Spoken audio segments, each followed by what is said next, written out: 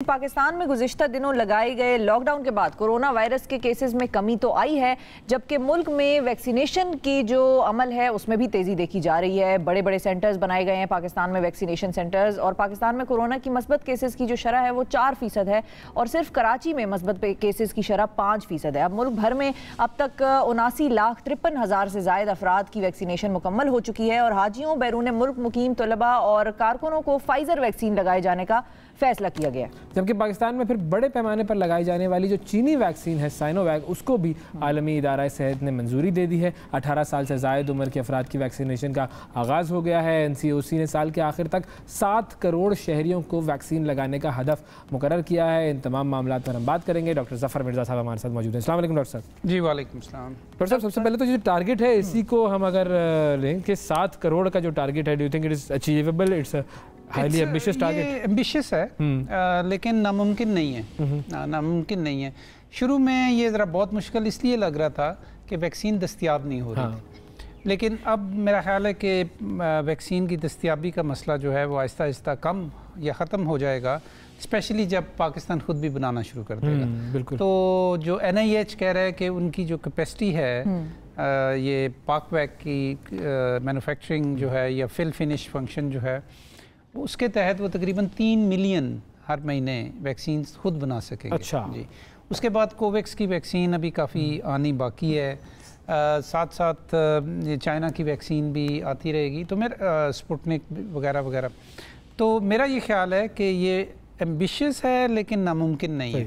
तो ये जो मंजूरी वाला है सिलसिला, जो चाइना की वैक्सीन को अब जाके कहीं आलमी इदारे सेहत की तरफ से मंजूरी दी गई है, वो क्या सिलसिला है और वो लेट क्यों हो गई इतनी? देखें, इसमें चंद एक बुनियादी नुकात समझने की ज़रूरत है। पहली बात यह है कि WHO की जो अप्रूवल होती है वो रेगुलेटरी अप्रूवल नहीं होती। अच्छा। वो लेकिन बड़ी इम्पॉर्टेंट होती है क्योंकि वो इन्फ्लुएंस करती है लोगों के कॉन्फिडेंस को भी उन वैक्सीन्स में, मेडिकल प्रोफेशन के कॉन्फिडेंस को और नेशनल रेगुलेटरी अथॉरिटीज़ के कॉन्फिडेंस को।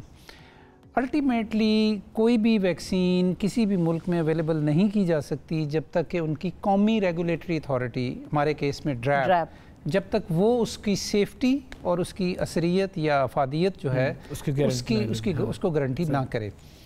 तो चाइना जो है वो मुख्तलिफ WHO जो है वो मुख्तलिफ वैक्सीन्स को अपनी टेक्निकल कमेटी के ज़रिए उनको जांच पड़ताल करता रहता है और अपनी स्टेटमेंट्स देता है। इसका कतन इस बात से ताल्लुक़ नहीं है कि वो मुल्कों में उनकी अप्रूवल के बाद अवेलेबल हो जाएगी। अच्छा। एक बात। दूसरी बात यह है कि अब ये सऊदी अरब के साथ चल रहा है। बिल्कुल इसी पर। तो पाकिस्तान तो चूँकि उसको रेगुलेटरी अप्रूवल दे चुका है, सऊदी अरब की रेगुलेटरी अथॉरिटी ने अभी उसे अप्रूवल नहीं दी। मुझे यकीन है कि वो एप्लीकेशन उधर है और वो उसके ऊपर काम कर रहे होंगे। जल्द बदेर उनको वो रेगुलेटरी अप्रूवल मिल जाएगी। मेरा ये ख्याल है कि अगर उसमें ताख़ीर है और उसकी वजह से हाजियों के प्रॉब्लम्स हो रहे हैं तो पाकिस्तान की, और ये ऐसा होता है कि पाकिस्तान की रेगुलेटरी अथॉरिटी जो है इसको सऊदी अरेबियन रेगुलेटरी अथॉरिटी के साथ हुकूमती सतह पे तावन करना चाहिए। अच्छा।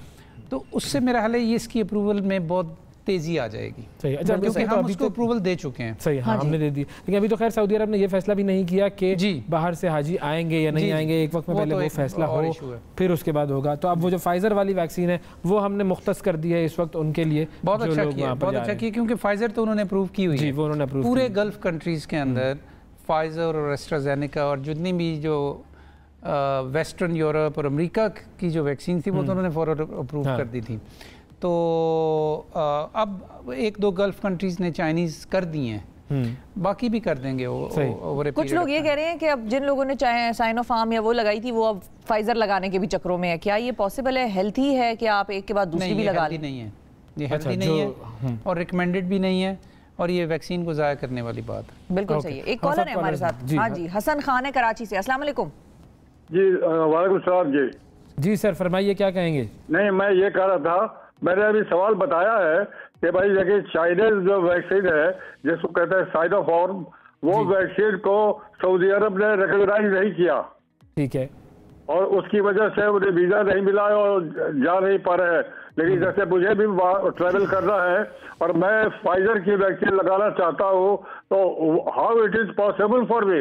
अच्छा, तरीक़ाकार क्या होगा? ठीक है। और आप हज के लिए तो नहीं जा रहे ना, आप किसी और काम के लिए जा रहे हैं, क्योंकि हज का सिलसिला तो अभी शुरू नहीं हुआ। I am going to somewhere else but I am going to have a travel. तो ट्रैवल के लिए हम चाइना की वैक्सीन लगाना नहीं चाहते। वो चाइना की वैक्सीन एक्सेप्ट नहीं कर रहे और मैं फाइजर की लगवाना चाह रहा हूँ क्योंकि मैंने ट्रैवल करना है सऊदी अरब। तो वो तरीक़ाकार क्या है, मैं कैसे बताऊँ आवाम उसको, हुकूमत को, या मैं कैसे लगवा पाऊँ? मेरा ख्याल है जी कि इनको NCOC जो है उसकी वेबसाइट पे जाना चाहिए।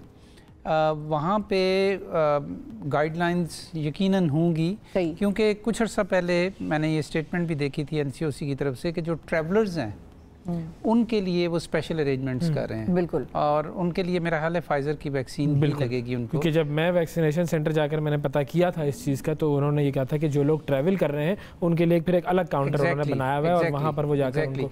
और दूसरे ये कि एक तो वो वेबसाइट से पता करें, अगर वेबसाइट पे पता नहीं चलता तो 1166 पे कॉल करें। थोड़ा इंतज़ार करना पड़ता है, लेकिन अगर आपकी कनेक्ट हो जाए कॉल तो फिर वो उनसे आप तफसील इसकी पूछ सकते हैं। अच्छा, अब जब ये पाक वैक लगाना शुरू कर देंगे, एक तो थोड़ा सा उसका भी सिलसिला बताइएगा कि पहले हम बात कर रहे थे कि पाक वैक जो है बेसिकली हम रीपैकेजिंग कर रहे हैं उसकी। अब जो डेवलपमेंट है, कोई डेवलपमेंट का कोई नया प्रोसेस है या फिर ये कि वही हम रीपैकेजिंग कर रहे हैं? और फिर इसकी अप्रूवल्स का सिलसिला क्या होगा? इसको ड्रैप तो अप्रूव कर ही देगी, लेकिन क्या बाकी ममालिक जो है वो इसी चीज़ को अप्रूव कर देंगे या नहीं करेंगे, ये थोड़ा सा हम पूछते हैं। लेकिन उससे पहले एक कॉलर है वो भी ले लेते हैं। शकील साहब है कराची से। अस्सलाम वालेकुम। वालेकुम सलाम जी। शकील साहब फरमाइए। अच्छा, मेरे साथ ये हुआ है कि मैंने अपनी वाइफ को जो फर्स्ट डोज लगाई थी वो साइनोफार्म थी, ठीक है। मुझे फिर कहा गया कि आप 23 दिन के बाद आ जाइए आप सेकंड डोज के लिए। तो उस वक्त ईद उल फितर में एक्सपो का इनॉग्रेशन हुआ था। मैं ईद के दूसरे दिन ले गया अपने वाइफ को, और जो भी लाइन में खड़ा रहने के बाद और सारी टेस्टिंग वगैरह का बाद जो क्यूबिकल जो कमरा था उसमें मेरी वाइफ को इन्होंने वैक्सीन लगा दी। अच्छा, मैंने भी केयर नहीं किया। जब मुझे उस कमरे में वाइफ को ले गया, जब 20 मिनट आराम करते हैं, जो कार्ड पे मैंने लिखा हुआ देखा तो उसमें इन्होंने एस्ट्राजेनेका लगा दी थी। मैं वापस आया, ड्यूटी पे डॉक्टर है, उनसे मैंने पूछा तो उसने बड़ा कैजुअल अंदाज में कहा साहब इससे कुछ नहीं होता। मैंने कहा कैसे नहीं होता, आपने तो साइनोफार्म का असर खत्म कर दिया। इसके बाद सीनियर डॉक्टर के पास गया, उसको मैंने बोला तो वो बड़ा परेशान हुआ, कहने लगा हाँ ये गलती हो गई है, आपने कहाँ से लगाई है? तो मैंने कहा ये टर्मिनल है, इन्होंने मुझे ये लिख दिया। उसने उसको झाड़ झंकाड़ करी इसके जरा और कहा गया एहतियात क्या करो। और मुझे कहने लगा चले ठीक है आप हमारे पास 3 महीना बाद आइएगा। तो मैंने सवाल ये किया, मैंने कहा इसका मतलब है कि मेरी जो पहली डोज है वो तो खत्म हो गई, और दूसरा सवाल ये है कि एस्ट्राजेनेका और उसका एक मिक्सचर बन गया मेरे वाइफ के इसमें। चले हम ये पूछते हैं, अब जो पहले साइनोफार्म लगी थी, पहले साइनोफार्म लगी थी एक्सपो सेंटर कराची में, किसी ने इनकी बेगम को क्यूबिकल में जाके दूसरी जब डोज लगाई तो बाहर जब वो आई तो कार्ड पे लिखा हुआ देखा एस्ट्राजेनेका। पहली डोज थी साइनोफार्म, दूसरी डोज थी एस्ट्राजेनेका। फिर कहते हैं डॉक्टर से जब मैंने बात की तो डॉक्टर बड़ा परेशान हुआ और उसने कहा अब आप हमारे पास 3 महीने बाद आइएगा। तो 3 महीने बाद क्या एस्ट्राजेनेका की दूसरी डोज लगेगी या साइनोफार्म वाला सिलसिला वो क्या होगा? मेरा ख्याल है कि एस्ट्राजेनेका की लगेगी दूसरी। तो टोटल 3 लग गई उस खातून को। पहली वाली कैंसिल हो जाती है, उसका इफेक्ट या कोई ये मतलब इस तरह की गलती हो सकती है क्योंकि इतनी मैस लेवल के ऊपर वैक्सीनेशन हो रही है। गो के रिकॉर्ड कीपिंग बड़ी अच्छी है। अफसोस की बात है कि ये हुआ है, लेकिन अब चूंकि उनको दूसरी ये लग गई है तो इसकी सेकंड डोज लगनी ज़रूरी है। ठीक है, अदरवाइज तो फिर ये है कि उनकी इम्यूनिटी जो है वो बेहतर हो जाएगी। सही। पाक वैक जी, पाक वैक। अच्छा, पाक वैक का ये है कि ये जो वैक्सीन बनी है उसका जो इंग्रेडिएंट्स फार्मूला जो है और जिस टेक्नोलॉजी की तहत वो बनाई गई है, ये सारा काम चाइना के अंदर हुआ। ठीक है। वो जब बन गई तो उसका कंसंट्रेट जो है उसको पाकिस्तान लाया गया।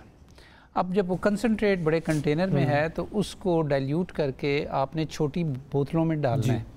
वो भी गो के बज़ाहिर बड़ी सिंपल सी बात लगती है कि बड़ी बोतल से छोटी बोतल में डाल देना, लेकिन ऐसा नहीं होता।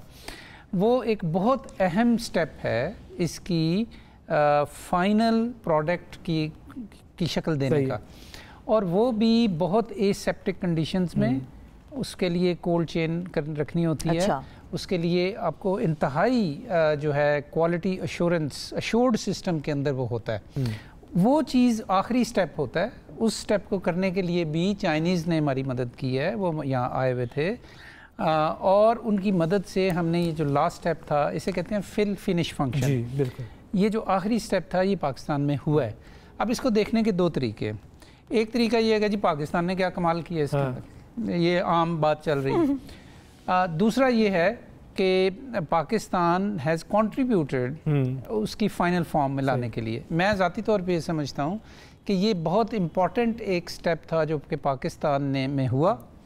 इसकी बुनियाद पे हमें चाइना के साथ फर्दर कोलैबोरेट करना है और हो रहा है डेवलपमेंट के हवाले से, ताकि हम इसके बैकवर्ड अपस्ट्रीम जितने भी स्टेप्स हैं उनको भी पाकिस्तान में कर सकें, यानी कि बाकायदा तौर पर पूरी मैन्युफैक्चरिंग। जी सही, इंशाल्लाह। अप्रूवल्स इसकी जो सारी दुनिया के अंदर अगर कोई कहता है कि जी मैं आपको पहले बता चुका हूँ ना जी, चाइना पाकिस्तान को भेज रहा है ये, तो चाइना सिर्फ इसलिए भेज रहा है कि चाइनीज रेगुलेटरी अथॉरिटी ने इसको अप्रूव कर लिया। अच्छा। अब पाकिस्तान में आई है, अब हम पाकिस्तान में इसको लगा नहीं सकते उस वक्त तक जब तक सिर्फ इस बुनियाद पे कि चाइना ने इसको अप्रूव किया, जब तक हमारी अपनी पाकिस्तान में इसकी अपनी अप्रूवल होगी। और तो अब हमें अप्रूवल करवानी पड़ेगी। अगर फॉर एग्जांपल सऊदी अरब है मिसाल के तौर पर, तो अगर किसी को लगी हुई है तो हम अप्रूव करवाएंगे, सऊदी अरब को भेजेंगे कि भाई देखो ये हम पाकवैक है, ये लगा रहे हैं। उसका तरीका ये होगा कि जब पाकिस्तान में इसकी अप्रूवल हो जाएगी तो फिर ये लोगों को लगाई जाएगी। सऊदी अरब में जब ये बंदा जाएगा तो सऊदी गवर्नमेंट को एक तो ये तसल्ली होनी चाहिए कि ये वैक्सीन जो इस शख्स को पाकिस्तान में लगी, इसको पाकिस्तान की रेगुलेटरी अथॉरिटी ने अप्रूवल किया है। लेकिन अल्टीमेटली इसको वहाँ पे भी वहाँ लगाने के लिए इसकी अप्रूवल की ज़रूरत है सऊदी रेगुलेटरी अथॉरिटी के ज़रिए। तो अगर तो वहाँ लगाई जाएगी तो फिर इसकी अप्रूवल वहाँ पे चाहिए। अभी तक उन्होंने इसको अपने लोगों के लिए या वहाँ पे हाजियों को लगाने के लिए अप्रूव नहीं किया, लेकिन मुझे यकीन है कि ये इस प्रोसेस के अंदर है, अप्रूवल के प्रोसेस के अंदर है। ठीक है जी, बहुत शुक्रिया अदा करेंगे डॉक्टर साहब, आपका वक्त दिया आपने।